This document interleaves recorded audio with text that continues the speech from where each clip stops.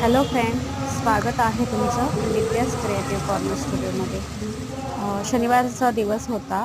आम्ही आलो प्रदर्शन तर दिव्य कला प्रदर्शना ठिकाणी. तर ही प्रदर्शन जे आहे ते दिव्यांगन लोकं म्हणजे अपंग असलेले लोकं असतात.